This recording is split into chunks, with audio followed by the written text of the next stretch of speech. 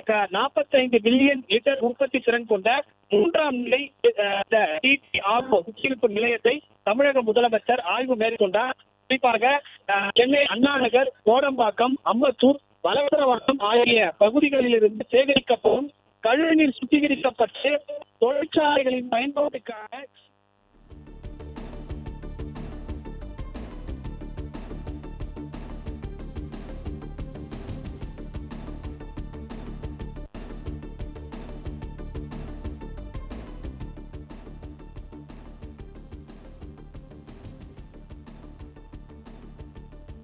காரில் இருந்து இறங்கி தன்னை வரவேற்க நின்ற மக்களை சந்தித்தார். அந்த காட்சிகளையும் பார்த்து வருகிறோம். சுத்திகரிப்பு ஆலைக்கு வெளியே முதலமைச்சரை காண மக்கள் ஏராளமானோர் திரண்டு உள்ளனர். அந்த காட்சிகளை நாம் நேரலையில் பார்த்துக் கொண்டு இருக்கிறோம். மழைக்கு இடையிலும் குடைபிடித்தபடி நடந்து சென்று மக்களை சந்தித்து வருகிறார் விஜய். கூடுதல் விவரங்களை வழங்குகிறார் செய்தியாளர் முனாப். வணக்கம். விவரம். சென்னை கோயம்பேட்டில் செயல்பட்டு வரக்கூடிய 3ஆம் நிலை கழிவுநீர் சுத்திகரிப்பு நிலையத்தை தமிழக முதலமைச்சர் விஜய் சற்று நேரத்துக்கு முன்பு ஆய்வு செய்த பிறகு வெளியே வந்து குடைபிடித்தவாறு பொதுமக்கள் முதலமைச்சரை காண்பதற்காக நின்று கொண்டிருக்கிறார்கள். அவரை காண்பதற்காக தற்போது முதலமைச்சர் அவர்கள் நேரடியாக பொதுமக்களை வந்து சந்தித்து வருகிறார். குடைபிடித்து தற்போது வெளியே வந்து நீண்ட நேரமாக மழையில் வந்து காத்திருந்த பொதுமக்களை வந்து முதலமைச்சர் வந்து சந்தித்திருக்கிறார். சென்னை மற்றும் புறநகர் பகுதியில சுமார் 1 மணி நேரமாக மழை பெய்து வருகிறது.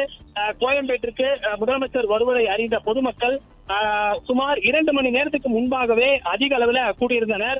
கோயம்பேடு பகுதியை பொறுத்தவரை பேருந்து நிலையம் உள்ளிட்ட வணிக பகுதிகள் இருக்கக்கூடிய பகுதி. இந்த பகுதியில பொதுமக்கள் அனைவருமே வந்து முதலமைச்சரை காண்பதற்காக வழி நெடுகிலும் வந்து நின்று கொண்டிருந்தனர். கோயம்பேட்டில் ஆய்வுக்காக வந்த முதலமைச்சர் அவர்களை உற்சாகமாக பொதுமக்கள் வந்து வரவேற்றனர். நீண்ட நேரமாக சுமார் 1 மணி நேரமாக பொதுமக்கள் குடை பிடித்தவாறே முதலமைச்சரை காண்பதற்காக நின்று கொண்டிருந்தார்கள். அந்த கோயம்பேட்டில் செயல்பட்டு வரக்கூடிய 3ஆம் நிலை கழிவுநீர் சுத்திகரிப்பு நிலையத்தை ஆய்வு செய்த பிறகு முதலமைச்சர் நுழைவாயில் முன்பு நின்று கொண்டிருந்த பொதுமக்களை குடை பிடித்தவாறு நேரடியாக வந்து பொதுமக்களை சந்தித்து வணக்கத்தை வச்சு அவர்களுக்கு வந்து நன்றி தெரிவித்திருக்கிறார். அந்த ஆய்வு முடித்த பிறகு முதலமைச்சர் தற்போது புறப்பட்டிருக்கிறார். ஆய்வு செய்ய வந்த முதலமைச்சரை காண்பதற்காக பொதுமக்கள் வந்து அதிக அளவில் கோயம்பேடு பகுதிகளில் நின்று கொண்டிருந்தார்கள். நீண்ட சற்று நேரத்துக்கு முன்பு, அதாவது 1 மணி நேரமாக சென்னை மற்றும் புறநகர் பகுதிகளில் மழையானது பெய்து வருகிறது. விவரங்களுக்கு நன்றி முனாப்.